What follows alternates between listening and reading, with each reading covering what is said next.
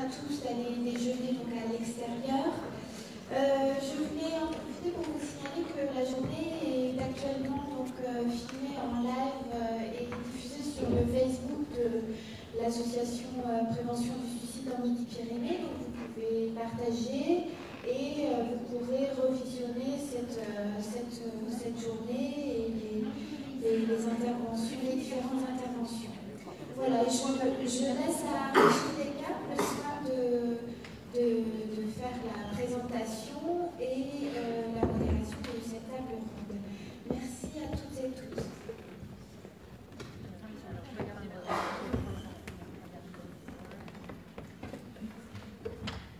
Alors on va continuer. Donc la deuxième table ronde est vraiment en lien et va poursuivre ce qui a été initié lors de la première table ronde, hein, vous l'avez bien compris. On va davantage la centrer sur les soins, sur la violence dans les soins. Et qui dit soin, vous l'avez bien compris, on parle du soignant et du soigné. Et bien sûr, dans ces interactions humaines, ça peut être source de beaucoup de bienveillance, essentiellement, mais ça peut être source de mal-être, peut engendrer bien sûr quelques incivilités, violences, enfin on peut le nommer de diverses façons. Donc on va l'illustrer avec quatre intervenants. Donc le docteur Bensoussan qui va commencer, qui est président de l'URPS. Ensuite, on va passer la parole à Jean-Jacques Cornière, qui va parler pour l'association MO. Ensuite, nous illustrerons avec une expérience au centre hospitalier de Castres-Mazamet. Et nous terminerons par Michel Lacan, qui nous parlera du travail à l'UNAFAM. Enfin, il va parler de ce qui se passe au niveau de l'UNAFAM. L'UNAFAM s'occupe des familles des personnes malades psychiques ou handicapées psychiques. Voilà, et donc je passe la parole à M. Bensoussan. Voilà, et ça, bonjour à tous, merci aux organisateurs de leur invitation à intervenir sur cette thématique violence, soins et prévention. Et malgré l'actualité, malheureusement assez triste, sur la violence et sur la pathologie mentale éventuelle, cette réflexion et ces premiers échanges seront un peu plus centrés sur la question du suicide que forcément uniquement de la violence en général dans les soins. Donc on va rester sur les aspects d'auto-agressivité. Et bon, avec quelques éléments un petit peu généraux, puis ensuite on pourra rentrer dans la discussion, et ça s'articule en effet tout à fait avec cette première partie de matinée sur ces dispositifs et le travail des associations essentiels sur cette thématique. Donc bon, juste quelques remarques comme ça sur le suicide, à savoir si c'est quelque chose qui est propre à l'homme ou non, et comment on peut retrouver ça à travers des approches éthologiques et de la notion comme ça de la conscience de la mort, et quelle référence on trouve au-delà de l'homme sur l'aspect suicidaire. Au niveau des théories suicidaires, on est sur des éléments quand même très compliqués, hein, en ce qui concerne l'approche théorique du suicide. Certains auteurs parlent donc de tour de Babel, hein, de théorie du suicide, et où souvent chaque discipline, et on peut voir ces tendances aussi hein, dans les interventions des uns ou des autres, et la mienne évidemment en particulier, a tendance à partir de son propre point de vue pour développer, discuter et aborder la question du suicide, et à ramener un petit peu les choses à des aspects catégoriels et à des approches catégorielles. Et bien évidemment, donc l'approche épidémiologique du suicide, ça a été tout à fait présenté dans la première intervention, c'était assez clair, avec différentes caractéristiques, et ça on a l'habitude, on sait retrouver des données sociodémographiques, on sait repérer les groupes à risque, des âges à risque, on sait repérer des aspects socio-professionnels du travail en particulier, des dimensions économiques, et également donc, de voir comment il peut y avoir des disparités de suicide en fonction des dimensions géographiques et des dimensions spatio-temporelles. Et l'idée, et je trouve que ces journées ont ce mérite-là essentiel, et il faut vous remercier, c'est de voir comment il est possible de travailler ensemble à partir de disciplines différentes sur cette thématique-là, extrêmement transversale. Donc il y a une galaxie de situations et une seule appellation, le suicide. Donc bien sûr, dans la question des soins, très rapidement avec Durkheim, qui est venu peut-être en contrepoint des approches des approches des aliénistes, de la pathologie mentale et de l'approche vésanique, c'est-à-dire l'idée de l'évolution des pathologies mentales qui allait vers le suicide, apporter des dimensions sociales au suicide, et c'est extrêmement important, même si ça remonte à 2 siècles en arrière maintenant. Ce qu'il faut savoir, et ces questions ont été effleurées tout à l'heure, c'est de poser la place du médecin généraliste face à cette problématique, et les chiffres sont quand même assez intéressants. Un patient par suicide dans la patientèle suivie par un médecin généraliste de 3 ou 7 ans par suicide. 6 gestes suicidaires dans la patientèle du médecin généraliste par an. 3% des patients qui ont des idées suicidaires, et c'est 50% des patients déprimés qui ont des idées suicidaires. Donc on voit, on approche de notre spectre. Voilà. Et le suicide, c'est aussi quelque chose qui pose problème aux médecins, parce que dans son attachement au patient, on remarque qu'elle a été faite ce matin, mais il y a quand même aussi la relation médecin-patient, quelque chose qui existe et qui porte, et le médecin traitant aussi est une notion qui existe et qui n'est pas qu'administrative. Et le généraliste ou le psychiatre, confronté au suicide d'un de ses patients, des études montrent qu'on se retrouve sur des éléments de stress qui peuvent envoyer à des pathologies de deuil d'approche, et des réactions qui peuvent être comme ça chez les soignants aussi en général, au-delà des médecins. Le suicide, c'est aussi, et ce n'est pas pour y rester trop longtemps, mais ça peut engager une responsabilité pénale, civile, administrative, pour un médecin ou un autre soignant. Donc il ne faut pas l'oublier, un établissement de santé, ça fait partie des choses qui sont intégrées comme ça. Et bien évidemment, il y a la question pour les médecins, bien sûr les résultats en médecine c'est une chose, mais une obligation de moyens c'est certain. Le respect du secret professionnel et la question des libertés individuelles, et bien évidemment qu'est-ce qu'on fait avec les assureurs et les compagnies d'assurance. Les chiffres, ils ont été beaucoup plus complets, donnés tout à l'heure, mais pour revenir un petit peu sur ces grands volumes, on sait que c'est minoré 10 000 décès par an. Donc c'est un taux plus élevé, ça a été dit, la prévalence chez les hommes du décès. Les gestes suicidaires, vous avez les chiffres là. Les passages aux urgences, il y a des spécialistes dans la salle qui pourront apporter des éléments beaucoup plus précis là-dessus. Enfin, c'est quand même un nombre conséquent. Il y a 220 000 passages aux urgences et où il y a 100 000 patients qui sont hospitalisés en France dans les services de médecine, de chirurgie, d'obstétrique, après un geste suicidaire, et 62 000 en psychiatrie. Donc ce ne sont pas des petits chiffres. Et on voit que la prévalence dans la population générale est également importante. Et quand même, c'est la première cause de mortalité chez les hommes dans cette tranche d'âge, 25-34 ans. Voilà. Bien sûr, les cas particuliers chez les jeunes adolescents perturbent, et les suicides d'enfants, même s'ils sont peu fréquents, bien heureusement, ne sont pas sans interpeller et les cliniciens, et la société, et les familles. Je ne sais pas si c'est très lisible. Les aspects de prévention, puisque c'est la thématique, et c'est essentiel. L'évidence du lien entre... on n'a pas besoin de grand développement, entre suicide, gestes suicidaires, idées de suicide et les pathologies psychiatriques, il ne fait pas de doute dans la littérature, c'est une évidence et c'est très détaillé. Il est extrêmement important de pouvoir analyser comment le sujet qui est dans cette idée suicidaire, quels sont ses liens et ses aspects relationnels avec les dimensions socio-culturelles. Ça ne peut pas être écarté, ces aspects-là. Il y a 20 à 30 fois plus de suicides chez les patients déprimés. Et chez les schizophrènes, donc une lourde pathologie mentale, c'est 19 fois supérieur à la population générale. On voit bien la parenté avec la question de la psychiatrie. Et bien évidemment, d'autres corrélations. On a vu la place de l'alcoolisme dans des passages là dramatiques et épouvantables. Bien sûr, les troubles de la personnalité, bien évidemment, les événements de vie. Tout cela, ce sont des choses qui sont à prendre en compte.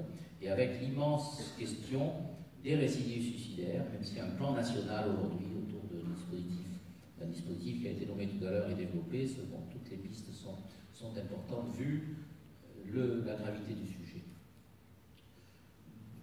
Très rapidement sur la prévention, et je crois qu'on l'a très bien vu tout à l'heure, il faut bien différencier les niveaux de prévention. Il y a une prévention tertiaire, qui est celle du monde médical quand on est face à des pathologies qui ont été repérées, qui sont traitées, qui sont des gens qui sont suivis par des équipes de soins souvent très spécialisées. La prévention secondaire, c'est celle qui concerne les facteurs de risque et les pathologies à risque à identifier. Et là, bien évidemment, on est sur un échantillon plus large de professionnels de santé, d'actions également sur l'environnement pour avoir des actions de prévention, c'est un domaine extrêmement important. Et la prévention primaire, bien évidemment, on en a un peu parlé tout à l'heure, donc on est vraiment au moment très très tôt, on sait qu'en France, on est vraiment dans un grand déficit en termes de politique de santé sur la prévention. Aujourd'hui, ce sont des choses qui apparaissent, qui sont publiées, donc ça augure sans aucun doute de progrès dans les années à venir, mais il est essentiel de travailler sur ces aspects de prévention primaire, et on a bien vu la place des associations dans ce domaine-là, c'est vraiment extrêmement important, voilà, au-delà de rester sur l'idée qu'on a une étiologie quand on assiste à des difficultés sociales, par exemple, à un geste suicidaire. Et bien évidemment, la prévention dans le suicide, c'est d'élargir l'approche du suicide et de s'interroger sur la condition humaine qui va transcender la pathologie comme la sociologie. Donc on est hors des catégories, on est sur un phénomène qui est vraiment en phase avec l'humain. Je voulais dire un mot du projet territorial de santé mentale. Alors c'est peut-être pas très lisible, vous avez les articles du projet territorial de santé mentale parce que je crois que sur cette thématique, c'est un axe sans aucun doute essentiel. Donc, les décrets, ce projet, les décrets d'application et d'instruction donnés aux ARS, c'est apparu à l'été 2018, donc c'est assez récent. Et aujourd'hui, chaque territoire, donc c'est à l'échelle des départements, doit faire un diagnostic territorial partagé entre les différents acteurs autour pour tenter d'écrire un projet territorial en santé mentale. Bien évidemment, alors, avec l'ARS a bien sûr un focus, qui est le focus hospitalier dans une approche des soins, mais on voit bien que le projet territorial de santé mentale introduit d'autres choses que les seules problématiques hospitalières, aussi fondamentales et importantes soient-elles, voire insolubles soient-elles. Néanmoins, la santé mentale, ça concerne bien sûr les acteurs de terrain et au-delà des professionnels de santé. Donc on est avec ce projet territorial de santé mentale et sur cette thématique des enjeux, sur un travail qui vise à décloisonner le social, le médico-social et le sanitaire. Donc on a bien vu tout à l'heure comment il était important de penser. Donc bien évidemment, dans ce projet territorial de santé mentale, vous, je pense, les associations, les acteurs du monde social, médico-social, seront conviés à participer, notamment sur ces thématiques autour de la prévention, de voir comment, à réfléchir ensemble, à l'affluence qu'il y a ce matin, je ne doute pas qu'il va y avoir des choses très positives qui en sortiront, on va pouvoir, grâce à ces nouveaux décrets, ces nouvelles lois, vous aurez des diapositives pour vous référer au décret, je vais détailler les points qui parlaient du suicide, par exemple, vous pouvez faire lien avec notre thématique de ce matin. Il y a une grande place, et c'est vraiment un travail tout à fait novateur, parce qu'on doit sortir d'une approche en silo, comme l'a peut-être signalé notre ministre. Donc d'autres articles sur le projet territorial de santé mentale. Si on parle du suicide, la seule fois où le suicide est nommé, c'est sur les suivis d'hospitalisation. C'est une vraie thématique, un vrai défi pour les médecins et pour les psychiatres. Après une tentative de suicide. Parce que les chiffres sont un peu sidérants et interpellent tout le monde. Donc il y a vraiment différents progrès qui sont tracés, on reviendra dans le détail si vous le souhaitez, autour de cette question, et je crois que cet outil d'un PTSM au niveau de la Haute-Garonne, et ça va être décliné, c'est décliné dans chaque département, est essentiel à ce niveau-là d'articulation entre les acteurs de proximité, que ce soit des médecins, des professionnels de santé, et les acteurs du tissu social et médico-social. Et un mot à Toulouse quand même, parce qu'on est assez novateur dans le domaine de la psychiatrie, il y a des choix qui ont été dit tout à l'heure qui aujourd'hui ne sont plus de mise, elles étaient vraies il n'y a pas longtemps. Donc c'est une expérimentation qui s'appelle Dispositif de soins partagés en psychiatrie, qui est une expérimentation qui est menée maintenant depuis 2 ans sur l'agglomération toulousaine. C'est un projet, c'est une originalité importante. Ça paraît évident quand on l'écrit comme ça ne l'était pas, ça ne l'est toujours pas d'ailleurs, parce qu'il faut que ce soit porté par des professionnels qui croient à sortir des silos, à sortir des tuyaux d'orgue.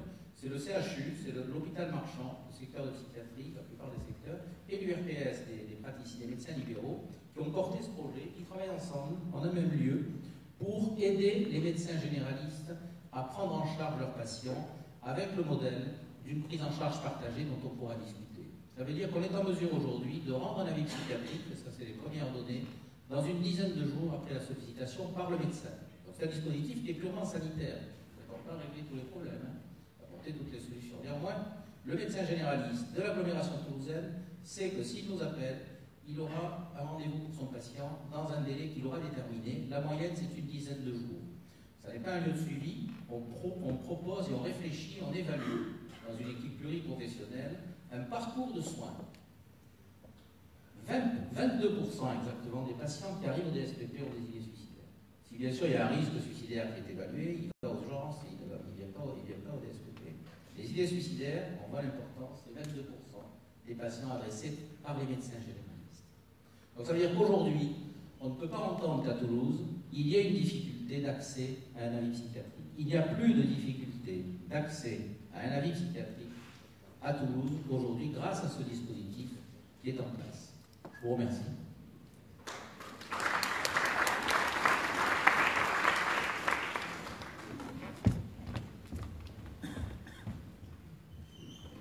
Merci Maurice. Merci à tous et aux responsables et aux organisateurs de cette journée, que je remercie chaleureusement. On avait l'habitude de se revoir et on s'était déjà un peu rencontrés. Mais c'est avec grand plaisir que je participe à une table ronde au cours de ces journées. Alors on va partir un peu plus sur le concret du concret, le pratico-pratique, et on va essayer de parler des violences et des incivilités à milieu de santé. Il y a un lien, vous le savez très bien, entre violence et suicide, mais je vais surtout consacrer mon propos aux violences et aux incivilités qui sont à l'origine, bien sûr, du suicide. Et Maurice a parlé beaucoup du suicide, mais je vais surtout me consacrer à ça. Et pour illustrer mon propos, je vais vous faire un retour d'expérience de l'association MO, Médecins, Organisation, Travail Santé, pour un accompagnement des soignants. L'empathie naturelle des soignants ne doit pas aboutir à accepter l'inacceptable. Comme on m'a dit que je n'avais que 10 minutes pour faire mon exposé, je vous ai mis des petites références bibliographiques. Pour ceux qui veulent aller plus loin ou creuser un peu la chose, il y a des documents assez intéressants, en particulier un guide fait par le ministère sur la prévention, je ne vois pas très bien, des professionnels de santé. Il y a ensuite les fiches détaillées d'attitude devant la violence, éditées aussi par l'Observatoire national des violences. Vous avez aussi le guide et les recommandations rédigées par le ministère de l'Intérieur pour les professionnels de santé de prévention de la violence. Et aussi, vous avez le Conseil national de l'ordre des médecins a mis en place un observatoire de la violence que je vous encourage à aller consulter sur leur site. Violence et incivilité, c'est une véritable nuisance sociale qui gangrène les règles élémentaires de la vie en société et de façon insidieuse porte gravement atteinte à la qualité de la vie au travail. Répétitives au point de devenir habituelles, elles peuvent générer, c'est ceux qui les subissent, une accoutumance nocive, destructive de la personne et du sens et de l'intérêt de leur travail. L'exposition produit, et vous le savez, stress chronique, mal-être, perte de confiance, démobilisation des équipes, dégradation de l'ambiance, désorganisation, dysfonctionnement, absentéisme. Et par répercussion, elle porte également atteinte à la qualité des soins dispensés. Bref, ce sujet mérite la mobilisation de tous. Quelle écoute, quel accompagnement pour le soignant de patient. Je resterai simplement dans le cadre du soignant qui est victime de violences sur son lieu de travail. Parce qu'on peut aborder le sujet par bien d'autres, et je pense que vous allez le faire, par bien d'autres biais. Donc moi, je m'intéresse surtout à l'approche de la personne. Je m'appelle Jean-Jacques Corbière, je suis médecin généraliste, spécialiste en soins primaires, qui était installé, puisque j'ai pris ma retraite, dans la grande banlieue toulousaine. On avait constitué un pôle de santé, mais qui avait cette particularité, c'est qu'elle était à proximité d'un centre du CHU, il faut dire clairement, de la clinique Saint-Jean, d'EHPAD, de SSR, si bien que sur une file active de 1800 patients, 36% de ma patientèle étaient des soignants. J'ai donc suivi des soignants et leurs familles pendant 36 ans. Et c'est un peu pour ça que je connais un petit peu le problème. La fichette que j'ai mise, dit doc, taton doc, c'est une campagne de prévention lancée par nos amis anesthésistes, dont vous avez dû entendre parler. Mais hélas, on avait l'habitude de se retrouver, en particulier un week-end par an, avec mes confrères de voisinage pour passer un week-end ludique, sympathique et convivial. Et à la suite d'un de ces week-ends, on avait un peu rigolé, vous connaissez un peu cette histoire-là, le jeudi qui a suivi, l'épouse d'un de mes confrères m'a téléphoné, il s'était pendu. Je ne vous cache pas que ça a été pour moi un choc terrible. Et c'est à la suite de ça que j'ai constitué l'association MO avec mon ami Jean Thévenot, président du Conseil de l'Ordre, qui aurait dû être à ma place aujourd'hui, mais bon, il est occupé à Nancy, mais je le remplace. Donc actuellement, nous on vous sollicite, et disons, si vous êtes en difficulté par rapport à un problème de violence, allez voir votre médecin. Moi je vous y encourage. Votre médecin traitant à qui vous êtes en confiance. Et ensuite, il existe l'association MO en Occitanie à qui vous pouvez vous adresser et vous serez mis en contact soit avec un médecin du travail du côté de Montpellier, soit avec un médecin généraliste du côté de Toulouse. De quelle violence parle-t-on? Parce que ça, c'est ça le problème essentiel. En soins primaires et au niveau de la médecine générale, mais aussi de MO, on ne vient jamais nous solliciter pour un problème de violence. On n'a pas l'appel, même pour un problème de suicide. J'ai suivi beaucoup de soignants, ils ne viennent pas me voir, ils venaient me voir parce qu'ils étaient enrhumés, diabétiques, hypertendus, mais ils ne venaient pas me consulter pour un problème de violence. Mais la relation soignant-soignant est une relation particulière. Et le soignant est un patient particulier. Mais cette relation soignant-soignant, qui est entourée de la confraternité active de tout soignant, fait qu'on l'interroge toujours, alors au boulot, comment ça se passe? Interrogez-vous entre vous. Vous êtes tous soignants. Dans toute relation, quel que soit le motif ou le lieu, on prend toujours le sentiment du confrère et on lui dit alors au boulot, comment ça se passe? Et là on découvre des choses. La première des choses, c'est le seuil de tolérance important des soignants. Ils en encaissent des coups, mais ils ne disent rien. Le deuxième, c'est la banalisation. C'est les risques du métier, n'est-ce pas? Et je dis. Et ensuite, c'est une réticence majeure à porter plainte. L'Observatoire national montre que seuls 13% des soignants victimes de violences portent plainte au commissariat. Franchement, c'est un problème important, la réticence. Et puis on le voit, il y a un manque net de sensibilisation et de formation à la gestion du stress ou des violences. Je pense que nos amis des urgences de Castres nous en parleront. Il y a ensuite un manque d'écoute, d'aide et d'accueil.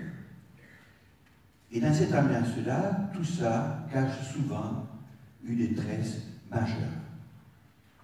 Alors, la violence, c'est laquelle dont on parle? Le premier, c'est les incivilités et la pression des patients, leur agressivité en particulier, le manque de respect, les injures, les insultes, que sais-je. Les exigences aussi. Et moi, médecin généraliste, c'est des arrêts de travail. On ne négocie plus les arrêts de travail. Parce qu'on en prend plein la gueule. Oui, il faut passer 1 heure, je vais vous mettre 15 jours. Ah mais non, j'aurais voulu 1 mois. Bon, on va s'entendre sur 3 semaines. Non, terminé quoi. L'exigence par rapport aux prescriptions. Et mes confrères qui ont des toxicomanes dans leur patientèle le diront bien, le chantage au-dessus du texte. Vous le savez. Mais aussi les remises en cause, quoi. De l'expérience, mais aussi de la prescription. L'incivilité et la pression des patients. Mais aussi le harcèlement moral. La pression administrative et institutionnelle. Mais aussi le travail en équipe. Et je vais en dire 2 mots. Alors vous les connaissez, ça, c'est les critiques, les mises au placard, les intimidations, l'humiliation. L'exigence institutionnelle. Faire toujours plus avec moins de moyens. Vous ne connaissez pas ça? Les contraintes ensuite administratives et les paperasses, et les protocoles, et les normes à appliquer. mais aussi le risque médico-légal, la peur de la plainte, de la doléance, en particulier face aux incidents, aux accidents ou aux erreurs médicales. Et enfin, le travail en équipe. Je ne sais pas quelle expérience vous avez, mais on le fourre partout. Je m'adresse à l'ARS là. On le propose toujours comme solution. À médecine ambulatoire, mettez-vous en maison de santé pluridisciplinaire et travaillez en équipe coordonnée, structurée, etc. Je ne suis pas convaincu que ça protège du burn-out ou du suicide. Parce que ce que j'ai en tant qu'élu ordinal, on gère tous les jours, si ce n'est pas régulièrement, des conciliations parce que les docteurs, ils ne s'entendent pas trop entre eux. Il y a des problèmes de rivalité, il y a des problèmes de concurrence, il y a des rapports avec la hiérarchie qui sont difficiles. Bref, le travail en équipe n'est pas forcément la solution et parfois même peut être source de violence, de burn-out et de suicide. Soyons clairs. Et enfin, c'est les violences physiques. Nos amis des urgences le diront, les agressions, les viols, etc. Mais aussi les atteintes aux biens, vols et dégradations. Pour nous, soit au niveau de mots, soit à la médecine générale, je vous dis honnêtement, on est très peu sollicités. Le seul cas de vol que j'ai connu, c'est celui de mon épouse, qu'on lui a appliqué son matériel informatique au cabinet, elle était dermatologue. Voilà. Mais c'est surtout l'incivilité et le harcèlement moral qu'il ne faut pas oublier. Alors, quelle prise en charge? Alors, ce que on a appris au niveau de mots, mais on l'a appris aussi en allant rencontrer nos amis catalans à Barcelone, qui ont mis en place une unité de soins aux soignants, mais aussi parce qu'on est allé voir nos amis canadiens, qui sont très en avance à ce propos. Et Meaux s'est construit autour de ça. Et donc, on peut arriver à définir un certain nombre de contraintes, de critères pour la prise en charge du soignant. Premier critère, ça doit garantir la confidentialité, la neutralité et l'indépendance. La confidentialité. Le secret médical est régulièrement violé dans le corps médical et le soignant. Pourquoi il n'est pas venu ton confrère ce soir à la réunion de FMC? Il a la grippe. C'est une violation du secret médical. Il n'est pas venu, c'est tout. Il est malade. On n'a pas à dévoiler pourquoi il est malade. Voilà. Et c'est banal. C'est tellement banal que vraiment. Donc, un soignant qui veut se confier à un autre soignant, s'il n'a pas la garantie de la confidentialité, il ne se confiera jamais. Le deuxième, c'est qu'on essaye bien sûr de s'enquérir de la réalité de la situation. Vous en avez un petit peu parlé ce matin. La violence réelle et la violence perçue. C'est toujours un petit peu difficile, et en particulier de son vécu. Et on aborde toujours, quand on analyse cette situation, le risque suicidaire. C'est systématique. Vous étiez arrivé d'y penser. Message bref pour. C'est systématique. Après, la réponse, il faut la gérer. Mais c'est posé systématiquement dans toute relation soignant-soignant, et en particulier au début. Ensuite, on essaye de sortir le soignant victime de son déni et surtout du minimalisme. On l'a dit tout à l'heure, c'est le risque du métier, alors plutôt que je te dis, c'est comme ça, c'est la vie. Voilà. Ensuite, on essaye de passer de la plainte générale. C'est dur pour tout le monde, et tu le comprends. Maintenant, dans mon établissement, dans mon EHPAD, dans mon SSR, et puis avec le confrère, bon, c'est dur de tout le monde, donc on l'accepte plus ou moins. Mais oui, essayez de passer de là à lui faire dire, en fait, ça va pas très bien. Et on essaye de se livrer avec lui un travail réflexif pour essayer de prioriser ses objectifs. Parce qu'on accepte bien de gérer un certain nombre d'objectifs plus ou moins gérables, si vous voulez, à une condition, c'est que ces objectifs prioritaires sont respectés. On peut les développer. Après, dans la prise en charge, bon, elle est classique, je ne vais pas y attarder, elle est clinique, on regarde l'état de santé, parfois on l'oriente vers un service d'accueil des urgences parce qu'il s'est blessé, ou bien on demande une consultation spécialisée et on envoie notre ami Maurice Bensoussa pour quand même avoir un avis psychiatrique sur la situation. on rédige un arrêt de travail, mais on peut demander aussi un certificat médico-légal. Et il y a des recommandations HAS à ce propos. On incite vraiment, et ça c'est très important, un suivi psychologique et social. C'est très difficile pour un soignant. Moi je suis fort, costaud, en bonne santé, je n'ai pas besoin d'être suivi sur le plan psychologique. Jamais. C'est refusé d'entrer. Donc on va essayer de y amener quand même. C'est important. Administratif, on a parlé de l'arrêt de travail, on peut le discuter, soit en maladie, soit en accident de travail, c'est aussi important. Et surtout, quand il s'agit de l'établissement, on a un confrère qui est un allié, c'est le médecin du travail. Donc on lui demande quand même d'aller prendre contact avec son médecin du travail, voir ce que l'on peut faire. Mais aussi les responsables de l'établissement. Parce qu'il ne faut pas oublier que les établissements, c'est écrit dans la loi, ils sont tenus de prendre soin de leur personnel. C'est une obligation légale. Et en fin juridique, moi je leur conseille toujours de prendre un avocat et d'aller porter plainte, ce qui est très difficile. Alors vous savez qu'il y a des procédures internes à l'établissement où l'établissement qui doit prendre soin de ce personnel peut fournir une aide juridique. Et vous me l'expliquerez tout à l'heure, je ne vais pas le développer, mais il peut fournir une aide juridique avec un dépôt de plainte, etc. Quel parcours? C'est très à la mode, le parcours. Ceci dit, le soignant, oui, le soignant victime est l'acteur de son parcours.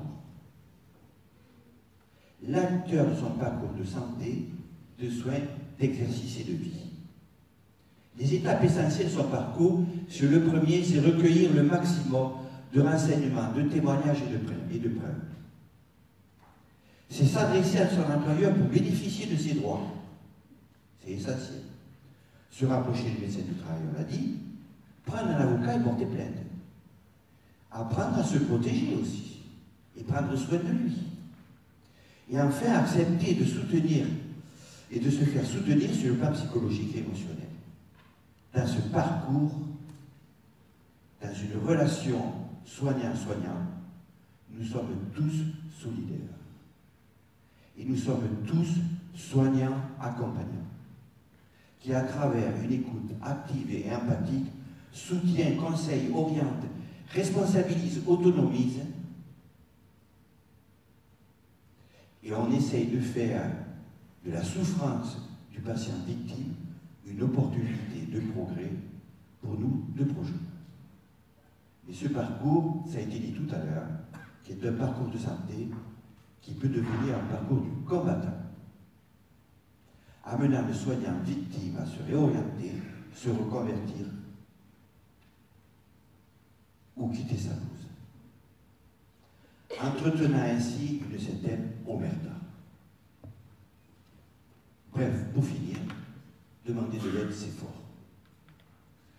Deux informations, le numéro de téléphone de l'association MO, mais aussi je consacre ma retraite à avoir mis en place un diplôme interuniversitaire qui s'appelle Soignant les patients, dont le directeur à Toulouse c'est Jean-Marc Soula et le directeur à Paris c'est Éric Galland, qui fonctionne maintenant depuis 5 ans, et nous avons formé en 5 ans à peu près une soixantaine de soignants. Il était destiné uniquement aux médecins, mais sous la pression du ministère, il s'ouvre cette année à tous les professionnels de santé. Ça a demandé quelques difficultés d'organisation, mais cette année, en plus des médecins, on accueille des infirmières, des psychologues et une pédicure podologue, qui est présidente du conseil d'ordre de ma pédicure. Voilà, merci de votre attention.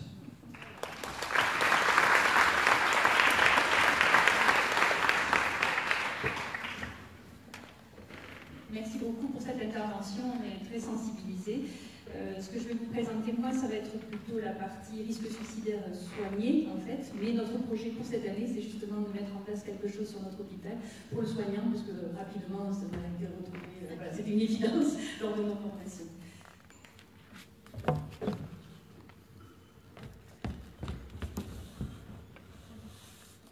Juste en aparté, on a mis les flyers, on a fait un flyer déjà sur le risque suicidaire.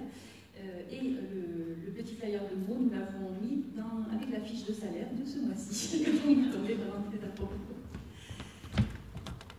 Donc, l'évaluation du risque suicidaire du patient. Donc, on a travaillé dessus. Moi, je suis Dr Lecoz, l'urgentiste à l'hôpital de Castres, Mazané, et Anne-Cécile Arnaud, qui est cadre de santé en neurologie, donc sur le binôme qui nous occupons de ce sujet-là depuis maintenant quelques années, mais c'est quand même un petit peu tout récent. Alors quand j'ai mis un exemple hospitalier, c'est pas le mot exemplaire, hein, c'est au premier sens d'exemple, avec toute notre humilité, mais c'est comment nous l'avons décliné au niveau d'un hôpital, ça m'a semblé intéressant.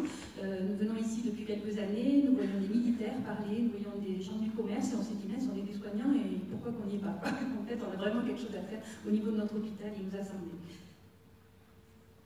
Donc ça c'est notre hôpital, c'est juste pour vous présenter, que vous visualisez un petit peu notre très joli hôpital qui est tout neuf depuis 2011.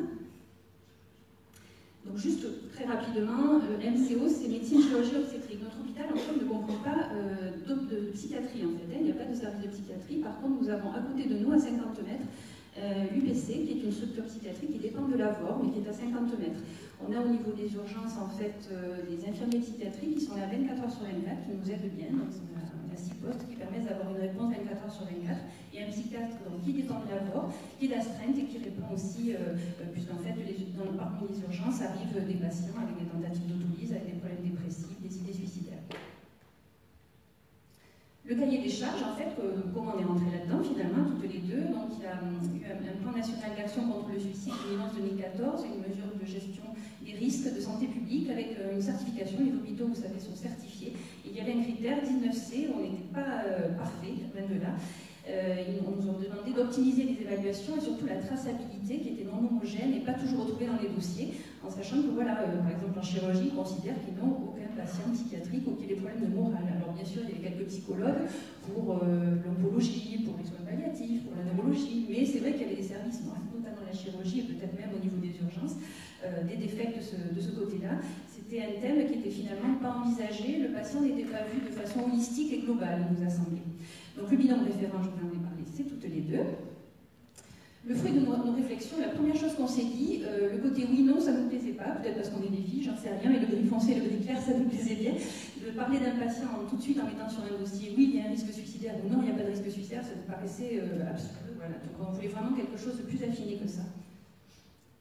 Alors, on a bien sûr été formés au RUD, avec la formation ARS, et donc on se retrouvait avec le RUD, donc ça nous a très bien plu, mais avec un risque faible, modéré, élevé, et on n'était pas tout à fait non plus, ça ne nous satisfaisait pas parfait, parce que souvent on prenait des cas et on se retrouvait dans modéré, et là, dans cette espèce de milieu, là, entre deux, ça nous embêtait pour prendre une décision, ça ne nous a pas suffi non plus.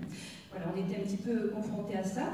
Et sur le coup, la réflexion, ça a été un petit peu, vous voyez les échelles qu'on utilise pour d'autres choses, c'est l'échelle de la douleur finalement, qui est sur 10, et qui, comme vous avez dit, on s'adapte à notre public, c'est un petit peu ça. On s'est dit, dans un hôpital, finalement, l'échelle de la douleur physique, elle est scorée avec une échelle de 10. Et donc on est parti un petit peu là-dessus, en fait. On a vraiment fait un parallélisme avec ça. On voulait un outil qui soit, que les patients puissent s'approprier, en fait, et y penser. Donc ce score permet donc une appropriation plus facile. Scorer la douleur psychique comme la douleur physique, ça nous a bien plu, ça parle bien aux soignants, puisqu'ils ont vécu quand même il y a 20 ans, on ne scorait pas la douleur physique et c'était quand même pas la même prise en charge. Ils se sont rendus compte aussi que ça avait servi de ce côté-là, avec des protocoles et des procédures cadrées, comme pour prendre en charge finalement une douleur physique ou un arrêt cardio-respiratoire. On a dit finalement, on leur a dit, vous avez des formations, des défibrillateurs pour l'arrêt cardio-respiratoire. Là non plus, il n'y a quand même pas beaucoup de survivants et ça ne vous gêne pas, ça ne vous culpabilise pas. Voilà. Donc sur le coup, on a fait aussi un parallélisme par rapport à l'arrêt cardio-respiratoire. Tout le monde est formé et tout le monde, de façon réflexe, sait faire ce qu'il faut faire. Dans le cas du suicide, il y a quand même 8 patients sur 10 qui en parlent avant. Ils ont reconnu que pour l'arrêt cardio-respiratoire, on ne leur avait jamais dit juste avant, attention, je vais faire un arrêt cardio-respiratoire. Donc ça leur a parlé aussi. Intérêt de s'appuyer sur les infirmiers, mais aussi sur les aides-soignantes qui participent à nos formations. On a trouvé que les aides-soignantes étaient très impliquées, avec un lien peut-être un peu plus intime, les toilettes, le repas, la nuit, des gestes moins techniques, quelque chose de peut-être un petit peu plus humain. En tout cas, voilà, on s'appuie énormément sur les aides-soignantes. Le fruit de nos réflexions, les personnes âgées, donc avec un risque augmenté, les actions des privilégiés, et qui sont amenées sur les EHPAD, les SSR, la gériatrie. Il y a encore beaucoup de choses à faire, mais c'est vraiment, ça fait partie de nos priorités. Prioriser la formation, on est parti aussi là-dessus, à quoi ça sert de scorer d'emblée, de les obliger à scorer alors qu'ils ne sont pas encore convaincus et qu'ils ne sont pas encore formés, donc on a vraiment mis tout le paquet pour les former. Donner une culture intra-hospitalière de cette thématique, la levée des tabous et la libération de la parole sur ce sujet qui nous paraît très très important. Ne pas aborder sur le terrain l'évaluation de ce risque de façon inopportune, du style catalogue à l'entrée, ce qui est un petit peu compliqué avec l'informatisation, vous en doutez, qui déshumanise un petit peu le rapport soigné-soignant. Donc vous avez des lunettes, des appareils auditifs, un risque suicidaire, je suis un petit peu provocatrice, mais vous voyez un petit peu le truc, quoi. Voilà, éviter pour débuter une obligation coercitive de type évaluation systématique pour toute entrée au passage, on le fera sans doute un jour, mais on n'a pas voulu commencer comme ça, on a voulu les séduire, les soignants, et qu'ils aient envie de le faire, et qu'ils voient l'intérêt de le faire. Ça nous a paru contre-productif de dire faites-le systématiquement, on allait se retrouver justement, vous avez des lunettes, des appareils auditifs, ou un risque suicidaire. Voilà, attention. L'objectif, c'est pas de former des pieds à 2 euros, excusez-moi l'expression, mais être vigilant à ce qu'il n'y ait pas de débordement. Au contraire, passer le relais après cette évaluation, mieux cerner les patients nécessitant une prise en charge urgente, orientée à bon escient, et non pas, jusqu'à présent, on avait il faudrait que la petite passe parce qu'elle va pas bien, ou elle veut partir. Des fois, elle voulait partir juste parce que la soupe n'était pas bonne, quoi. Donc il fallait vraiment parler de la même chose. Avoir un langage commun et oser dire le mot suicide, parce que vraiment c'est indicible. Aborder le risque suicidaire à l'occasion de questionnements sur l'alimentation, le sommeil, la tristesse du soir, l'amaigrissement, la vie à l'extérieur de l'hôpital. Des fois, on fait un petit peu, on fait pas attention à ce qui se passe à l'extérieur de l'hôpital. On peut avoir des patients qui viennent de perdre leur femme, par exemple, et qui se sont jetés par la fenêtre. C'est déjà arrivé il y a quelques années, et c'est quand même un peu dommage que les soignants ne soient pas au courant de ce qui se passe à la maison. Les actions sur le terrain, on a fabriqué 2 flyers, un qui est plutôt pour le public, l'autre qui est plutôt sur les soignants. Et donc qu'on donne régulièrement. Là, on l'a donné en même temps que la fiche de salaire aussi. Et on a été dans le hall de l'hôpital en fait sur cette semaine pour pouvoir aussi répondre à leurs questions et leur donner ça. Voilà, pour vous donner un petit peu à quoi ça ressemble. Ça, c'est celui pour le public. Et avec bien sûr les numéros des associations. Les actions sur le terrain, une formation spécifique intra-hospitalière de 2 heures tous les 1 à 2 mois à l'attention des soignants, ainsi que des kinés qui nous ont rejoints, des psychologues et des diététiciens qui sont venus aussi. Voilà, ça s'appelle l'évaluation risque suicidaire patient. Une présentation concomitante en CME, c'est la commission médicale d'établissement, donc tous les médecins ont eu cette information. Des réunions cadres, une réunion au niveau des médecins urgentistes que j'ai formés, les infirmiers psy de l'AVOR aussi qui sont formés pour qu'on ait vraiment la même culture. Et une réunion sur l'interface urgence et UPC, c'est-à-dire avec l'AVOR, avec l'unité psychiatrique de Castres qui est de l'AVOR. Un score RUD, donc on a créé un score RUD qui part vraiment de notre formation RUD, adapté à des soignants d'un hôpital médecine, chirurgie obstétrique, sans secteur psychiatrique, donc, pour aider un petit peu. Des procédures et des protocoles, COPIL, donc un comité de pilotage qui se réunit au moins 1 fois par an avec une infirmière psychiatrique qui est référente, un psychologue du travail, le binôme, c'est-à-dire nous 2, un psychologue formateur et une aide-soignante. La tenue d'instant dans le hall de l'hôpital, donc la semaine de février, c'est-à-dire cette semaine, avec des flyers, des affiches, le lycée professionnel, il y a un lycée professionnel avec des étudiants qui nous ont fait des affiches très intéressantes, des films de court-métrage qu'on passe dans les salles d'attente en continu, et sur un ordinateur, l'année dernière on avait fait ça dans le hall en notre présence. Un jour présentiel, donc c'était mardi, où on était tous là pour pouvoir répondre autant aux soignants qu'au public. Une table spécifique soignants, médecins, internes. Les internes aussi ont été visés, ont été un petit peu, sont surveillés particulièrement, puisque vous savez que les internes ont 3-4 fois plus de risques de se suicider que quelqu'un du même âge qui fait un autre métier, donc on les surveille particulièrement. Avec coordonnées et flyers, ils sont isolés, ils sont loin de leur famille, il y a un facteur stress, responsabilité médico-légale qui est importante, des heures de travail, pas de sommeil, tout ce dont vous avez parlé. Et sans doute peut-être pas une reconnaissance comme un médecin qui est là depuis longtemps, probablement. Une pérennisation de la formation des formateurs, donc c'est le docteur Villamont, psychiatre, et le Philippe Berger, le psychologue, qui nous ont formés et qui continuent aussi à former les gens, à former des formateurs. Une participation annuelle du binôme au JNPS, c'est-à-dire ici. Ça, c'est notre proposition de RUD qu'on a mis en place donc, sur le terrain, donc qui est juste une façon pour les soignants de l'hôpital en fait, de se l'approprier, hein, mais sinon c'est la même chose qu'il y a dedans. Voilà, tout peut être discuté, mais en tout cas on y a réfléchi avec notre binôme M. Villamont et Philippe Berger pour essayer de mettre en valeur vraiment les choses qui sont importantes et pour que ça ne soit pas personne dépendante en fait. Hein. C'était vraiment le but, on n'est pas des psychiatres, on n'est pas des psychologues, mais il faut qu'on puisse s'approprier ce score. C'est aussi un alibi, hein, dès qu'il y a un support papier, dès qu'il y a un support, eh bien, on y pense. Donc voilà, avec des risques, donc le risque, l'urgence et le danger, le but étant de se retrouver avec un score à 10. Dessous ça, nous avons laissé un listing des risques juste pour être un petit peu un petit mémo en fait, pour que les gens puissent voir un petit peu ce qu'il faut rechercher. La liste est non exhaustive, mais ils peuvent aussi cocher et rajouter des commentaires là-dessus. Le protocole, ça ne se voit pas très bien, je suis désolée, mais juste pour vous dire que si le score est supérieur à 5, en fait, on met des actions en place très précises et c'est vraiment, ce sera très rapidement informatisé. Ça. Nos impressions depuis la mise en place, en fait. Il y a encore beaucoup de tabous sur ce thème de la part des soignants et des médecins. Je compte les médecins dans les soignants, excusez-moi, c'est qu'on soigne aussi les gens. Le suicide, c'est un choix personnel, par exemple. Il ne faut pas pas intervenir, c'est des choses qu'on entend de temps en temps. Il ne faut écouter que la famille, car quelqu'un de suicidaire manipule, ça on l'a eu entendu aussi. Quelques amalgames avec le contrat de fin de vie, on en a parlé tout à l'heure, il y a vraiment des choses qui se recroisent dans ce qu'on a entendu tout à l'heure.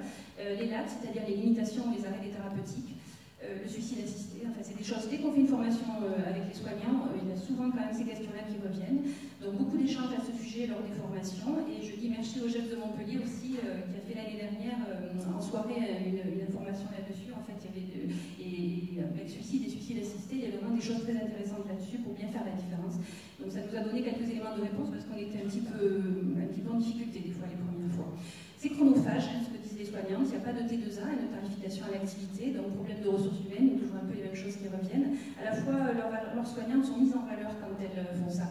Je trouve que de sortir du Lovenox appliqué et de pouvoir parler avec un papy ou une mamie ou quelqu'un qui a un risque suicidaire, elles se retrouvent aussi et leur ego est quand même mis en valeur. Moi, je retrouve ça. C'est jamais une perte de temps, on en gagne toujours. On a une alliance thérapeutique derrière ça et on essaie de leur faire comprendre. Peur d'aborder ce sujet, est-ce que c'est si intime que ça? Est-ce que c'est de l'ingérence? On en a parlé de l'ingérence tout à l'heure, comme précédemment la mise en place de la fiche d'addictologie. On a mis il y a quelque temps la fiche d'addictologie en place pour tous les patients qui rentrent dans l'hôpital. Et bien les freins étaient du côté des professionnels, les gens le prennent très très bien en fait, cette fiche d'addictologie. C'est une façon de vraiment les voir de façon globale en fait. Et c'est bien finalement accepté des deux parties. Les freins sont du côté des professionnels, je vous ai piqué la phrase, ça a été dit ici il y a quelques années, mais je trouve ça très juste. Nos impressions en fonction des services et des statuts, l'investissement varie. Les urgences, alors nous on est une infirmière psy 24 heures sur 24, au début elle était un peu sur les freins, mais maintenant la CAD nous demande de faire quelque chose de spécifique pour les IDE. Les blocs opératoires, alors voilà, ça c'est gros problème, les blocs opératoires, les chirurgiens ça pose vraiment de gros problèmes, ils ne parlent pas, ils sont peu venus. À l'inverse, beaucoup d'investissements des SSR, des EHPAD, des UCC, de gériatrie et étonnamment ou pas de la maternité qui s'est sentie très concernée par ce thème aussi, donc on a eu beaucoup de sages-femmes, de personnes de la maternité. Nous nous sommes déplacés sur certains sites géographiquement éloignés, puisqu'on travaille à Revel, il y a quelques annexes, et avons modifié nos horaires de formation pour les équipes de nuit notamment, parce qu'il y a ça aussi pour toucher tout le monde, il faut s'adapter au public. Voilà. Lors des formations, lieu d'échange, beaucoup de culpabilité des soignants lors de décès par suicide d'un patient ou d'un résident, on en a parlé un petit peu avec vous, M. Armien, se sentent désarmés, démunis, ont besoin d'en avoir la maîtrise, comme pour les actes techniques en fait. Vigilance à avoir sur les aidants principaux, décidément tout ce qu'on dit se rejoint finalement. Souvent eux aussi en difficulté, une sensibilisation à l'échec Zarit qui permet de voir, c'est l'inventaire du fardeau, de voir vraiment la lourdeur pour les dents. C'est quelque chose qui nous paraît très important.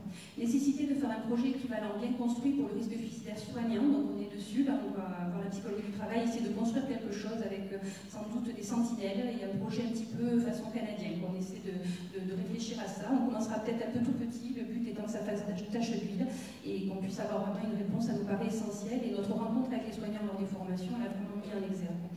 Les soignants étonnés que d'autres corporations aient développé cette thématique et avec des résultats notables, on l'a appris ici, notamment sur les prisons, les EHPAD, l'armée, la MSA pour les agriculteurs, les huissiers, la chambre de commerce, quand on leur dit ça, ils tombent des nues un petit peu.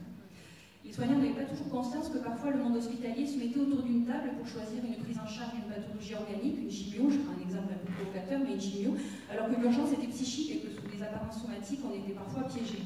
On a eu récemment des accidents répétés, un papy qui s'était mis contre un arbre et en fait, voilà, l'urgence, on n'a géré que la contusion thoracique, pas du tout le motif. Et en fait, il s'était pendu quelques jours après. Enfin, il y a vraiment des choses à faire. Je leur parle vraiment d'une Notre-Dame qui était venue pour une occlusion, donc en chirurgie, ça n'a rien à voir avec le psychisme, mais qui était déprimée, à qui on a arrêté l'antidépresseur et qui s'est suicidé dans les 15 jours aussi. Donc j'essaie de leur parler avec des histoires au clair comme ça, des gens qui sont passés chez nous pour les sensibiliser. Les soignants avaient peur aussi que d'en parler ne fasse passer à l'acte, alors ça on les rassure grâce à cette formation. Et dans le monde médico-soignant, comme dans la société, certains voient dans le patient suicidaire un alter ego, d'où l'empathie, l'écoute, la bienveillance, le respect, le soin. Et certains voient un alien, ils en ont peur, c'est la mort, c'est tabou, c'est le péché, c'est la dangerosité, la non-maîtrise, la fatalité, la faiblesse, la contamination, la non-performance. Ils peuvent voir aussi ça. Les pôles optimisés ou à développer, en plus de la pérennisation des précédents axes, l'informatisation du score donc, qui est en cours là, sur le dossier informatisé, l'évaluation, on en a parlé un peu ce matin, des chiffres, c'est pas toujours facile, chiffres hospitaliers, ONS, décès par suicide en SMUR, les infirmières psy du SAMU listent depuis 3 ans les patients présentant cette problématique en mettant RS sur l'étiquette.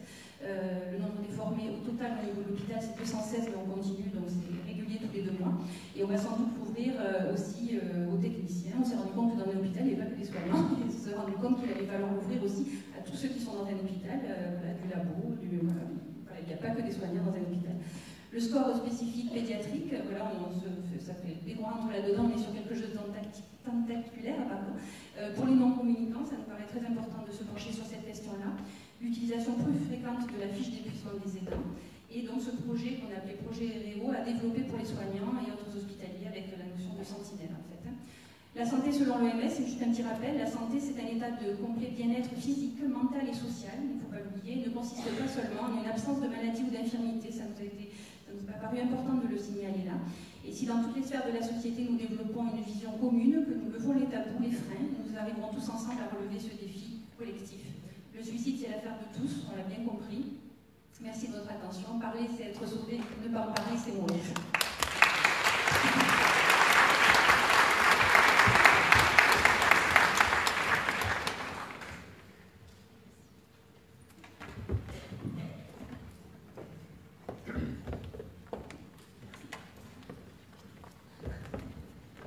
Bonjour à tout le monde et merci à PSMT de me donner la parole au titre de l'UNAFAM. Alors, je suis très impressionné par tout ce qui vient d'être dit parce que je ne suis pas du tout dans les soins.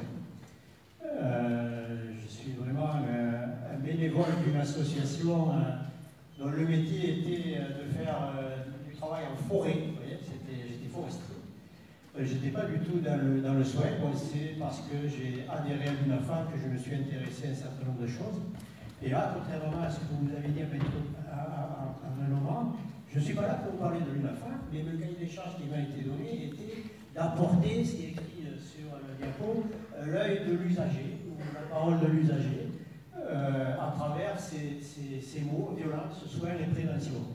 Alors, j'ai été très impressionné par vos interventions, notamment au titre de l'association MO, et je suis très sensible à tout ce que vous avez dit, mais je ne vais pas prendre forcément le contre-pied, mais je vais porter un éclairage un peu différent.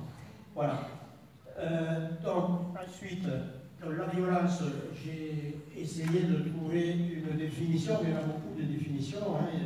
Se caractérise par tout acte ou omission commis s'il porte atteinte à la vie, à l'intégrité corporelle ou psychique, ça a été souvent dit, à la liberté, compromet gravement le développement de la personne. Il y a le petit Robert aussi qui donne une autre définition. Faire violence à quelqu'un, c'est agir sur quelqu'un ou le faire agir contre sa volonté, en employant la force ou l'intimidation. Alors, je me suis posé en béotien la question violence, soin. Pour moi, c'était un oxymore, c'est quelque chose qui ne va pas bien ensemble, quoi. C'est comme le silence tonitruant, ça ne va pas bien ensemble. Et je me suis interrogé en me disant que, en lisant tout simplement l'introduction à la journée sur le petit dépliant qui a été donné, où il y a une phrase qui reflète d'une certaine manière le ressenti de la personne, c'est bien ça que vous demandez de représenter, c'est confronté à des situations de vie insupportables, le mot est important, et convaincu de l'absence de perspective d'effacement d'une douleur devenue intolérable, la personne voit dans la mort, par suicide, la seule façon d'échapper à cette souffrance. Donc il y a cette notion de souffrance insupportable qui est très importante, et en plus il y a une autre notion qui a été donnée par, que j'ai lu dans une revue de l'UNAFAM justement, qui traitait du suicide, d'un médecin, d'un psychiatre qui s'appelle Xavier Pomeroy, qui dit qu'une des caractéristiques des suicidés et suicidaires est d'avoir un problème majeur du côté de l'identité. C'est souvent ce qui se retrouve après qu'on ait fait une analyse de la situation. Il y a ces deux mots, souffrance et identité, perte d'identité, d'une certaine manière. Ça a été évoqué ce matin au titre des personnes âgées, et encore tout à l'heure. Ce sont des mots qui reviennent très souvent. Et donc, on peut s'interroger de qu'est-ce qu'il en est de ces deux mots-là dans le domaine des soins. Dans le domaine des soins, il existe effectivement une violence qui est certainement s'est infiltrée dans la pratique des soins de façon un peu sournoise, car le sujet de soins est non reconnu dans sa subjectivité. C'est ça le gros problème, c'est-à-dire que le soin peut porter et être porteur de violence. Souvent, c'est fait inconsciemment dans le bien de la personne que l'on soigne, mais j'ai trouvé qu'il y avait d'une certaine manière une relation entre deux personnes, hein, c'est une relation humaine, hein, la violence est inhérente aux relations humaines, il y a toujours des rapports de force, et la violence c'est une expression de ces rapports de force. Et dans cette relation soignant-soigné, il m'a semblé qu'il était intéressant d'être accent sur le fait que le soigné, il est un petit peu perdu, il est dans l'émotionnel, il est dans l'angoisse, il ne sait pas ce qui va se passer, il cherche plutôt des repères hein, pour être rassuré, pour faire baisser un peu son angoisse. Il se sent aussi dans la dépendance, alors qu'en face, je caricature le docteur, il ne faut pas prendre ça comme étant 100% vrai, mais comme on me demandait d'apporter mon éclairage, je me suis permis de réfléchir dans ce sens. Le soignant est plus dans le rationnel, il a d'une certaine manière le savoir, c'est heureux pour le soigner. Il a aussi peut-être des objectifs à atteindre, et donc il y a une relation qui s'établit entre la personne qui est dans l'émotion et l'autre qui est dans la raison, qui n'est pas forcément facile à établir, et le dialogue n'est pas forcément très, très simple. Il peut y avoir aussi le fait que la personne qui apporte les soins soit elle-même, vous l'avez souligné, nous sommes tous des individus, que nous soyons soignants ou soignés, et nous sommes tous liés à des problèmes de stress, et ce stress du soignant peut être communiqué au soigné. Voilà. Donc la violence, elle existe, me semble-t-il, dans le soin. Alors pour des raisons que j'ai qualifiées de culturelles peut-être abusivement, c'est qu'il m'a semblé, en lisant un certain nombre de choses, qu'au fil des temps, notamment au XIXe siècle, il y avait eu une tendance à considérer que la médecine était à prendre comme une science au même titre que l'était la physique-chimie. Et donc, on est passé du traitement de l'humain au traitement, on va dire, de l'organe. C'est un petit peu ce que j'ai voulu écrire là. On est passé de l'humain à l'organique, et le patient, il a été un petit peu oublié, et il se retrouve comme étant plus un objet de soin qu'un être humain auquel on apporte le soin. Ce n'est pas tout à fait la même chose. Donc ça se traduit aussi par des langages inappropriés de certains qui annoncent des maladies graves. Bon, maintenant, je sais que ça a tendance à être normalisé, ça, hein, il y a des formations qui font que ça s'améliore. Mais j'ai lu il n'y a pas longtemps, il y a eu une journée sur le cancer, une personne qui témoignait, qui savait qu'elle avait été opérée d'un sein, mais elle ne savait pas si elle l'avait toujours ou pas. Alors c'est quand même embêtant quoi, de ne pas dire que le soignant ait dit à la personne avant de la quitter, ben, écoutez, voilà ce que j'ai fait, hein, et voilà comment votre intégrité physique a changé. Donc ça c'est quand même des choses assez graves, c'est des langages ou des attitudes. Je recite à nouveau le docteur Fondreau qui dit on ne rentre pas dans une chambre d'hôpital, pas d'hôtel, mais d'hôpital, comme on rentre dans un moulin, en réduisant la personne qui est dans le lit à une fiche de température. Bon, moi, j'ai eu comme tout le monde, hein, des petites opérations, des trucs relativement simples, mais j'ai souvenir d'avoir ces images d'un docteur vêtu de blanc qui regardait sa fiche. Très souvent, il était accompagné de 4-5 personnes, ça faisait des étudiants, il ne le disait pas. Et quelque part, ça rassure pas. Hein, voilà, c'est des choses qui ne rassurent pas. Donc le non-dit ou le mal-dit, je l'ai cité tout à l'heure sur un exemple de la personne qui souffrait de cancer. Donc, ça augmente l'angoisse du patient, et d'une certaine manière, le patient il disparaît sous le savoir. C'était ce que je voulais exprimer au titre de l'humain qui devient organique. Ou alors, son identité, en tout cas, son identité n'est plus au premier plan. Hein. Il est un objet, il est un organe, pour simplifier, plus qu'un être humain, et ça permet, ça fait de l'angoisse, et ça met pas le patient dans une situation très positive. Alors, il peut y avoir aussi des raisons, j'ai qualifié tout à l'heure des raisons culturelles, je me suis peut-être trompé à mettre ce mot-là, mais c'est au fil du temps quoi, hein, que les choses se sont passées comme ça. Et aussi des questions organisationnelles, on les connaît tous, hein, le manque d'effectifs, un manque de temps, c'est un corollaire au manque d'effectifs, des locaux mal adaptés. Les souvenirs d'avoir visité à l'époque où c'était l'ancien Purpan, les urgences psychiatriques où il y avait de magnifiques affiches, confidentialité partout, mais les gars ils étaient allés pour moi. Alors voilà, c'est quand même un peu antinomique tout ça.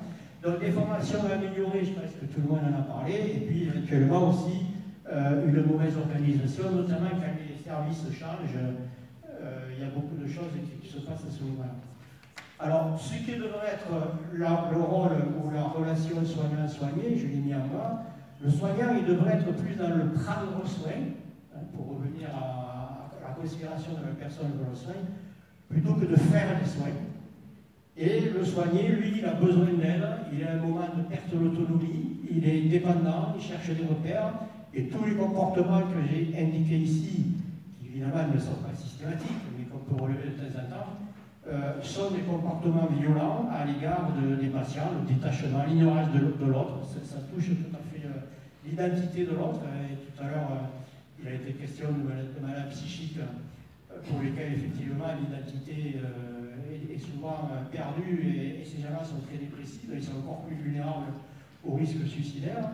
Le rejet, l'absence de réponse, un ton autoritaire ou arrogant, une privation de liberté, notamment il y a des illustrations possibles en psychiatrie, la rétraction d'informations, l'annonce brutale, j'en ai parlé, l'abus, la privation de soins élémentaires, ça peut s'appliquer aux personnes âgées, on verra tout dans 2 secondes, l'infantilisation, la déresponsabilisation, ça se voit beaucoup en psychiatrie, y compris dans les familles, c'est quelque chose qui est important. Ou l'abus de pouvoir, voilà. Donc, ensuite, ces constats, on les retrouve où? Je vais aller assez vite, on en a parlé ce matin, vous en avez parlé ce matin, et vous avez utilisé des mots que je peux utiliser aussi. Donc, chez les personnes âgées, en fin de vie, aux urgences, en psychiatrie bien sûr, dans le milieu carcéral, mais également dans la famille.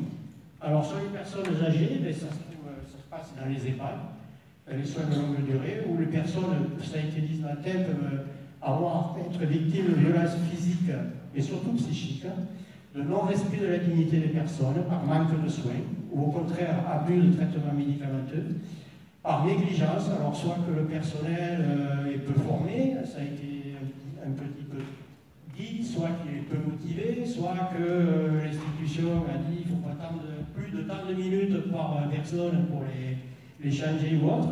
Et donc les personnes âgées sont en souffrance parce que leur dignité d'une certaine manière a été retirée. Elles sont en silence parce qu'elles n'osent pas parler, elles se replient sur elles-mêmes. Alors on touche les problématiques de maladie psychique, là, hein, le silence, la souffrance, on se replie sur soi, l'angoisse et la dépression. Et puis après, on sait que ce genre de choses, ça peut conduire vers des actes suicidaires. La fin de vie, c'est une violence en soi. C'est une violence en soi. Alors, j'ai mis l'effet délétère des médecines de plus en plus positivistes. C'est le corollaire un peu de cette dérive de la médecine qui était positiviste et qui allait jusqu'à la guérison, en créant de la douleur et de la solitude auprès des personnes. Et donc, au plan éthique, il y a des soins palliatifs qui ont été créés pour réhabiliter en fait le prendre soin et non pas le faire soin. Mais je me suis interrogé parce que j'ai vu dans un document que ces soins-là, ces palliatifs, alors je me suis peut-être trompé, mais je lance la question, ils seraient soumis à la T2A, ce qui me paraît être tout à fait antinomique avec l'espoir de maintenir les gens en vie, dans leur dignité le plus longtemps possible. Et j'ai posé la question, espérance de vie ou espérance de mort. Voilà, j'ai lu ça, je ne sais pas trancher là-dessus, mais c'est une question que je me suis posée. Et puis, je vais aller dans votre sens, effectivement, dans ce cas-là, dans les soins palliatifs, il faut tenir compte de la souffrance des soignants, qui, dans les équipes de soins palliatifs, peuvent être soumis à des échecs, à des culpabilités, choses comme ça, et donc à les mettre en position de souffrance, les soignants. Je crois que ça a été dit peut-être sous une autre forme, mais c'est quelque chose qui est également vérifié. Donc, les urgences, on a des urgences de Castres ici présentes, mais effectivement, dans les urgences, il y a beaucoup de violence de la part des soignés vis-à-vis des soignants. Mais d'une certaine manière, si on inverse un peu les choses, d'avoir des attentes extrêmement longues, c'est quand même, il n'y a pas très longtemps, il y a une personne, je crois, à la Salpêtrière qui est décédée dans un couloir. Bon, ça n'arrive pas tous les jours, je ne dis pas ça, mais c'est quand même une caractéristique des urgences d'être engorgé. Mais il faut aussi comprendre que le personnel des urgences qui est surmené, mais il gère les urgences. C'est-à-dire, si moi j'arrive avec un poignet foulé et que quelqu'un arrive, après je suis resté 2 heures à attendre et qui vient d'un accident de voiture grave, il faudrait que je comprenne que la personne a priorité sur moi. Et ça on ne l'explique pas bien pour les urgences, hein, donc ça crée des problématiques. Il y a donc un accueil et de l'information améliorée aux urgences. Un milieu carcéral, c'est un milieu violent par définition, il y a une surpopulation. Les gens sont forcément par définition isolés. Ils ont une perte d'identité pour certains d'entre eux les plus vulnérables. 30% de détenus ont quand même des troubles psychiques, ce qui serait quand même préférable qu'ils soient soignés dans les hôpitaux ad hoc. 2 sur 3 souffrent de troubles avant l'incorporation. Donc c'est quand même cela qu'il faudrait voir s'il n'y a pas moyen de les soigner autrement. 2 sur 5 avaient déjà fait une tentative de suicide avant. Et 2 sur 5 avaient une addiction, ce qui est aussi un facteur aggravant pour les risques suicidaires, ça a été dit à plusieurs reprises. Donc la prévention du suicide en milieu carcéral, c'est quelque chose d'essentiel. Et juste une petite information, l'UNAFAM qui s'intéresse à ça a passé au niveau national une convention avec la direction des affaires pénitentiaires. Et nous sommes en train de voir avec d'autres associations de décliner cette convention-là au niveau régional. En psychiatrie, bon, bien psychiatrie, c'est quelque chose, la souffrance elle est permanente. Le parcours de quelqu'un qui est atteint de troubles psychiques, il est très très long dans le temps, parce que la personne reste très longtemps dans le déni, la personne souffre, elle est complètement isolée. Sa famille, évidemment, souffre parce qu'elle ne sait pas ce qui se passe. Elle n'est pas du tout au courant, elle est dans le déni aussi parfois. Et l'accès aux soins est toujours difficile, souvent se fait par la case urgence ou par soins sans consentement, ce qui est un moment difficile pour tout le monde. L'hospitalisation, il peut y avoir aussi, je vais aller vite parce que vous avez pris le micro, l'hospitalisation peut être un lieu aussi où la dignité de la personne soit atteinte, et les médicaments, certains médicaments ont des effets secondaires qui font que les patients rompent les soins, par exemple la libido qui est contrariée ou les prises de poids excessifs. Donc la non-information des familles, ça c'est plutôt du côté UNAFAM, mais je vais passer parce que je sens que je prends trop de temps. Et le sortie mal préparé aussi, c'est les familles qui sont un peu embêtées lorsque, par exemple, quelqu'un qui fait une demande de soins à la demande d'un tiers, son proche franchit les grilles ou pas les grilles de l'hôpital, et puis un jour elle apprend qu'il est dehors, alors qu'elle ne sait pas du tout ce qui s'est passé à l'hôpital. Donc c'est quand même des choses qui font souffrance. Bon, les soins sans consentement, c'est par définition un accès aux soins extrêmement difficile et lourd. Bon, je ne vais pas vous détailler tout ce que j'avais prévu de faire parce que c'est pas intéressant de parler d'un CDSP ou des conditions, mais il y a quand même au niveau des soins sans consentement, par définition, on ne demande pas l'avis à la personne, on la met aux soins sans qu'elle soit d'accord. C'est pour son bien, c'est en tout cas ce qui est compris et par la loi et par les familles qui le font et par les soignants. Ceci dit, il peut y avoir aussi au sein de cette hospitalisation-là un degré supplémentaire de violence, même si aujourd'hui il y a beaucoup de réflexions autour de ça, c'est l'isolement et la contention, qui sont parfois nécessaires, hein, je ne dis pas le contraire, mais c'est quelque chose qui est violent et qui est effectivement dans les soins. Et bon, je pense que le docteur Ressoussa en a parlé, 10% touchés par la schizophrénie de personnes se suicident, meurent par le suicide. Dans la famille aussi ou la société, il y a des violences, soit par des intérêts, parce que la famille ne comprend pas ce qui se passe auprès de son proche, le déni, ou au contraire l'hyperprotection. Quand je faisais l'accueil à l'UNAFAM, j'ai reçu des personnes qui disaient « mais mon fils, il ne peut pas vivre sans moi, c'est pas possible ». Et vous avez demandé à son psychiatre qui le suit, mais je vous dis que c'est pas possible. Et puis 2 ans après, on voyait la même personne qui avait demandé au psychiatre, elle me dit « tout va bien, mon fils il habite à 3 km de chez moi, et moi je vais mieux, et lui aussi ». L'espace de liberté et l'infantilisation du malade, c'est pas quelque chose de bon, et c'est même, ça peut créer de la souffrance et empêcher la personne de s'épanouir. La société, bon, tout le monde le sait, la maladie psychique, elle est stigmatisée, la maladie psychique est stigmatisée, il a une double peine, il est malade et en plus il est rejeté par la société. Donc il est isolé, il souffre, et de temps en temps il a aussi des addictions, ce qui n'arrange rien. Je terminerai par ce dernier parcours pour parler un petit peu de prévention. Ça a été dit, à la limite, je dirais quand le soignant devient soigné, vous avez utilisé les mêmes mots. Vous avez utilisé les mots d'empathie pour restaurer l'identité de l'autre. L'empathie, la congruence, c'est la bonne distance que le soignant doit avoir avec son soigné, ni être trop proche, ni être trop maître de conférence, si c'est le cas. Une écoute active, je crois que vous avez, quelqu'un a dit ce mot-là, et ne pas oublier l'humain, hein, revenir prendre soin plutôt que lui faire soin. Donc parler, ça a été dit, verbaliser, y compris de façon interprofessionnelle, ça a été dit par les personnes de Castres, parler, expliquer, donner confiance, prendre en considération, ça c'est pour lutter contre la perte d'identité, l'humain pour prendre soin, la formation, vous l'avez dit, il y a des besoins de formation, l'échange pluridisciplinaire, pour les personnes âgées, des programmes intergénérationnels pour les accompagner, ainsi que pour le soutien des accompagnants des personnes âgées, une campagne de sensibilisation, améliorer les urgences, on va améliorer les urgences. Mais au sujet des urgences, je voudrais dire quand même qu'il y a beaucoup de choses qui arrivent, des patients qui arrivent aux urgences qui ne devraient jamais y être si la médecine de ville était présente au bon moment.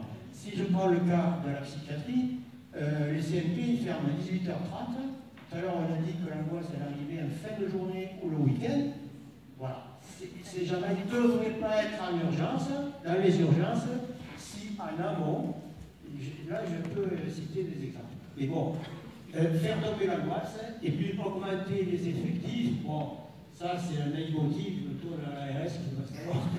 On lui demande plusieurs fois. Et j'ai mis une caméra entre parenthèses, parce que j'ai lu qu'aux hôpitaux de Paris, M. Hirsch, le directeur général, il avait trouvé comme solution pour arranger les choses d'urgence d'acheter des caméras. Bon, on peut peut-être trouver d'autres solutions. Voilà. Et donc je termine en disant, prioriser l'humain, et je vous remercie.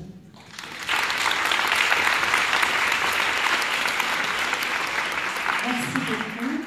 Merci beaucoup à chacun pour la richesse vraiment de chaque intervention.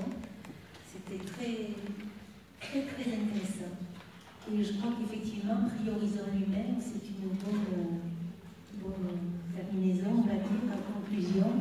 Parce qu'effectivement, si on considère l'humain dans toutes ses dimensions, ça permettrait d'être un peu plus à l'écoute.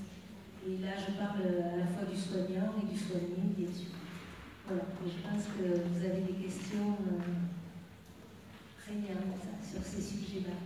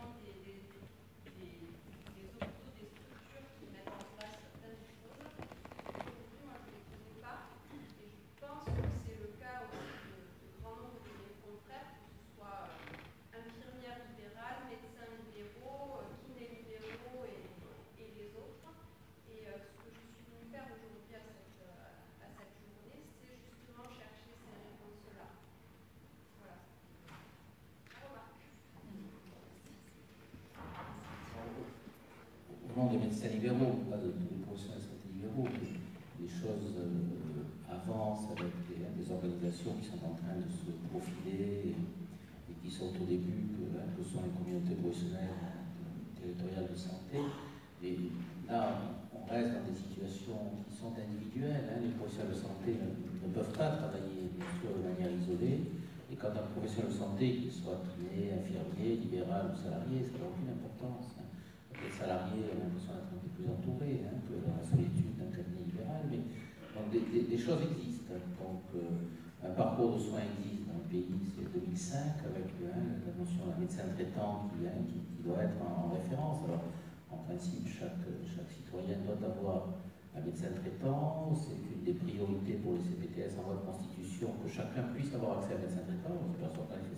Ça n'enlève pas d'une évidence, hein, ça n'enlève pas d'une évidence démographique, mais pas que cela également.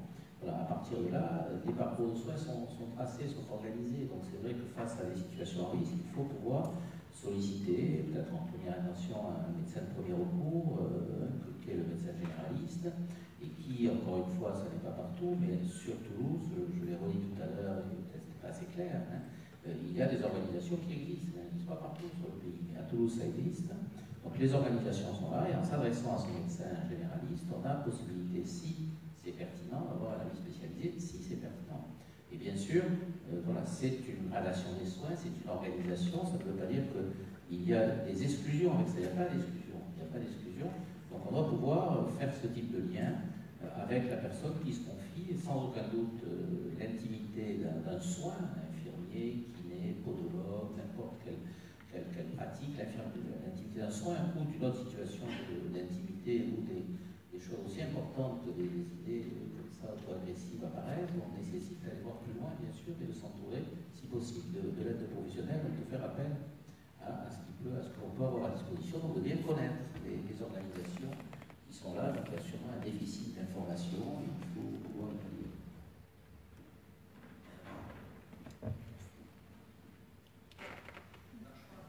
Oui, si, ça marche. Yvan Machetot, donc médecin généraliste à Toulouse, URPS médecin. Voilà, je voudrais un petit peu ne pas être redondant par rapport à ce que a dit M. Bentoussan.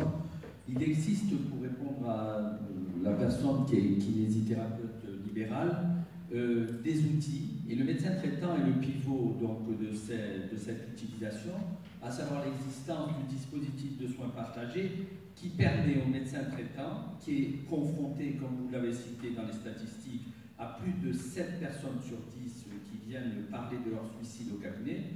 Donc, et il n'est pas dans une chronophagie, puisqu'elle a la possibilité d'utiliser donc ce dispositif de soins partagés qui est à Toulouse pour le moment et à Montpellier, et j'espère qu'il sera décliné dans toute la France. Donc, de faire appel et d'avoir un psychiatre dans la journée, un psychologue, une infirmière psychiatrique. Donc, il y a une véritable réponse. Et je dirais le fait de l'existence, c'est-à-dire actuelle, de la constitution de communautés de CPTS, tout le monde l'a entendu, de communautés de professionnels de territoire de santé, qui permet justement, grâce à cette coordination des infirmières, des kinés, toutes les professionnels de santé, sans évacuer bien sûr le médico-social qui a été cité aujourd'hui, qui est d'une utilité indissociable par rapport à cette prévention. Donc je voulais ici un petit peu rassurer l'Assemblée. Nous avons aujourd'hui des outils, nous avons une réponse, nous avons la chance d'être en France où chaque patient peut avoir un médecin traitant.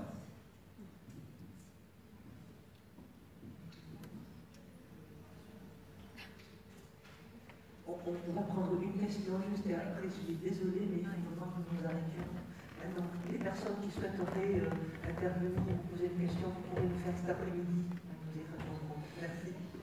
Ouais, ce n'est pas une question, mais c'est un compliment. Je veux le remercier de son intervention. Et il m'a fait penser à une chose très intéressante. Les soignants qui travaillent en soins palliatifs, est-ce qu'ils se suicident? Est-ce qu'ils sont en burn-out plus que les autres? Question.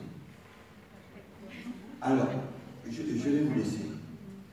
J'ai un de mes participants au DU qui a fait son mémoire là-dessus et qui était en Bretagne responsable d'un grand service de soins palliatifs. Ça a été assez intéressant. Et bien la réponse, c'est non. La réponse, c'est non. Et même la réponse, c'est que ces professionnels de santé qui travaillent à soins palliatifs sont protégés. C'est troublant, ça. Et comment ils sont protégés? Par le mode de management qu'ils utilisent en soins palliatifs. Et je traduis le mémoire et après vous compléterez. Le mode de management, qui est un management participatif. Ça me paraît essentiel. Le deuxième, c'est que toutes les décisions sont collaboratrices. Donc ça, c'est clair. Donc chaque fois que les décisions sont collaboratrices, il y a obligatoirement échange, mise en commun et occasion de discuter entre nous, quoi. Voilà, même si c'est formalisé, mais ça peut être aussi assez informel. Et la troisième condition, c'est que ces soignants ont tous accepté et acceptent tous du mandat social, vous me direz là le vote, à un soutien émotionnel et psychologique. C'est obligatoire chez eux dans leur fonctionnement. Et donc, ils nous ont amené un petit peu les conditions un peu pour que le soignant, eh bien, il ne soit pas malade du fait de son exercice. Oui, tout à fait. Je crois que c'est très important dans ces unités-là, de soins palliatifs, d'avoir des supervisions, que les soignants aient l'accès à des supervisions. C'est très très important. C'est privilégié. Mais effectivement, c'est quand même le manager de ces équipes-là est très attentif à la moindre, pas défaillance, mais à la moindre faiblesse, on va dire, à un moment donné, pour limiter des burn-out. Vous l'avez évoqué justement tout à l'heure. Je crois que quand on parle de la souffrance des soignants, on a encore un peu de mal à parler du burn-out, mais je crois que c'est un mot dont il faut s'imprégner quand on travaille en équipe, quand on est, même si ça ne nous est pas arrivé dans notre propre équipe, mais autour de nous, c'est des choses qui peuvent arriver. Et les signes sont assez insidieux et c'est très difficile à détecter. Et c'est vrai que je pourrais revenir sur effectivement ce que vous disiez au début, la difficulté à parler. Je suis très contente de cette table ronde parce que la difficulté de parler de la souffrance des soignants, c'est plus tabou, mais c'est quand même encore très difficile. Et c'est quand même vécu comme une ingérence quand on pose la question « Et toi, dans ton boulot, comment ça se passe ?»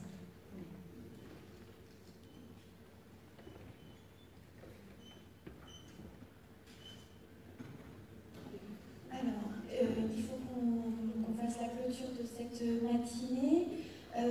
Donc je vous invite à revenir juste un petit peu avant 14h si vous avez le temps de déjeuner, sinon on attendra que la salle se remplisse. Normalement un café est prévu pour vous réaccueillir avant le démarrage de cet après-midi. Ceux qui ne reviennent pas, pensez à laisser des questionnaires de satisfaction qui vous sont distribués. C'est très important pour l'association, pour évaluer et améliorer cette journée. Et enfin, je vous invite à partager le lien Facebook de l'association PSMP pour pouvoir diffuser autour de nous les débats qui ont lieu ce matin